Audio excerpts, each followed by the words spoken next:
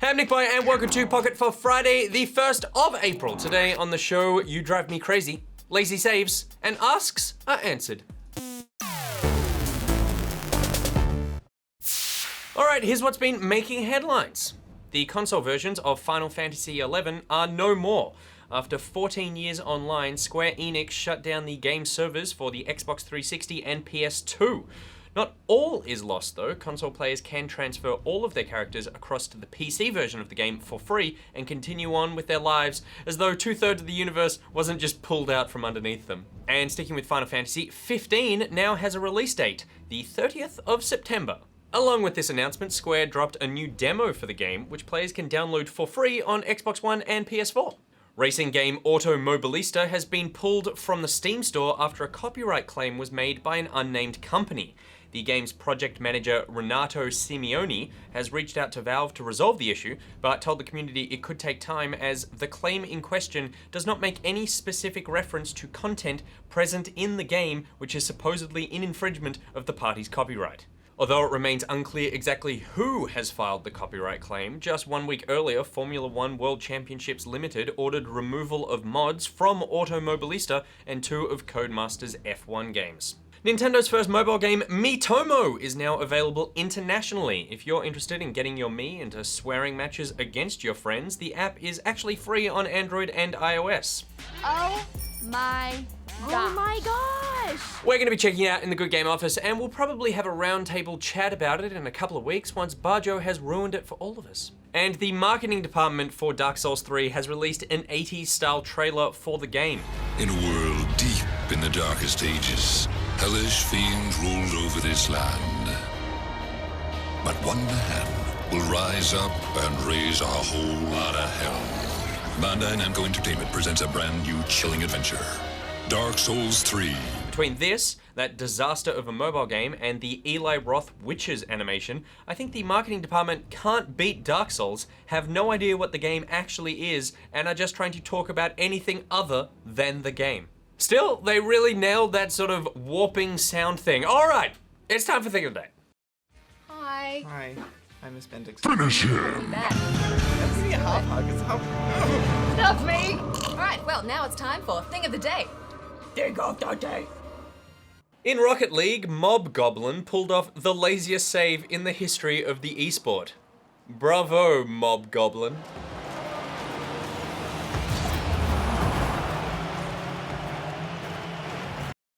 Hi. Hi, I'm Miss Bendix. Finish him! Give me a hot hug. It's how... Love me! Alright, well, now it's time for Thing of the Day. Thing of the Day. Alright, let's ask some pockets. And our first question comes in from Scratchy, who wants to know, on a normal day of work, what does Nick do after finishing up Pocket? Assuming Pete and John get into edit producing for publishing. Really depends on the day, Scratchy. Tuesdays and Thursdays I'm live streaming, so after we're done filming Pocket, I'm preparing for that. And by preparing, I do of course mean annoying everybody else in the office. Some of my favorite methods are constantly asking, what's for lunch? And then just asking Sam to print me movie tickets because my printer at home has run out of ink, and I'm not gonna buy more printer ink because it's 2016 and all cinemas should accept that little square squiggly QR code. But no! The Palace Verona in Paddington. You just had to be different and ruin Sam's day. So that's what normally happens, but on Thursdays between Pocket and streaming, we will often shoot my segment for next week's Good Games, so that happens there. So Sam is safe from my printing needs for at least 1 more hour. Print me something, Sam! Sam! For Monday, Wednesday, and Friday episodes, I usually head off after we shoot Pocket and First Place. I have a few other projects I'm working on, so I might go to meetings, or I'll just write from home, or I'll just play games. My job is to look at so many different types of games, and in order to do that properly, I need to have context. So I try to play more of lots of the games I do cover to have reference points for other things we shoot. That's the answer I give so you don't hate me because of my job. The real answer is I play games all the time and I work 4 hours a day tops. Moving on now, and Pink Girl wants to know.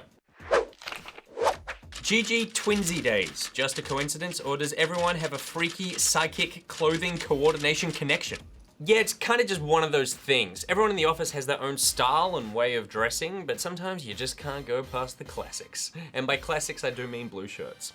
Or white shirts. Or one time, exactly the same shirt, shorts, and shoes. Or in John's case, the Punisher. It's my dream that one day the entire office will come in dressed in Punisher t-shirts, and on that day, we will have reached peak John. And he probably won't even notice. Also, let's just look at this picture. There we go. Moving on now, and a question from Black Lagoons. Seeing as Dark Souls 3 Let's Play was great, any chance in the future we might see more Let's Plays like those? Yeah, that worked well. That could be something we try again with sort of different types of games. I like to admit my shortcomings when I can. I'm a mediocre cook and I use too much tongue when I kiss. And so there are genres of games that I don't have a deeper understanding of. Fighting games, real-time strategy, racing games, Elder Scrolls Online. Sitting with someone who knows what they're doing and is actively coaching you is a great way to not just gain an understanding, but an appreciation of a game. After I finished my Dark Souls playthrough with Pete, I went home and actually kept playing the game. And when I did, I grasped what the game was asking of me way more than if I had started the game alone. Although admittedly, when I got to the first hard part of the game that I hadn't played earlier in the day, I just kind of sat on the couch and sadly called out Pete's name so he could come and help. But he never showed up, just like Sam on my latest printings. And the same was true for Total War Warhammer. We were fortunate enough to have campaign designer James Whitston in the office, and since he was the more experienced Total War player of the two of us, that is to say I have never played one and he's made a few of them, it made more sense for me, and by extension you guys, to learn from his wealth of experience. So to answer your question, Black Lagoons, maybe, if it makes sense. And our final question today comes in from Indicia Obscura. Wow, you look just like a blonde Richard Armitage, that dwarf guy from The Hobbit. But you're not a dwarf. Amazing. Not a question. Also, I'm fairly certain I'm not blonde. Are you thinking someone else? John, throw up a picture of the only blonde Good Game host. Spitting image. All right, that's it for today's episode of Pocketeers. Let me know in the comments what you're playing this weekend. And while you're on the internet, you can follow all of the blonde people here at Good Game by checking us out on Facebook, YouTube, and iView. Want to meet fellow blonde Pocketeers? Then join the Pocketeers Facebook group and Steam group. You can follow Good Game on Twitter at Good Game TV. Follow Pocket at NichBoy, at Pierre, at GG, and at Monkey, and at SamGee. There are links to everything I just said in the description below. Today's Thing of the Day graphic was made by Polo Deck. If you've made a thing, please send it in. Until Monday, NichBoy out. Nice of you to show up, Sam. What's this? Oh yeah. I don't know if the palace is going to accept this. They probably will.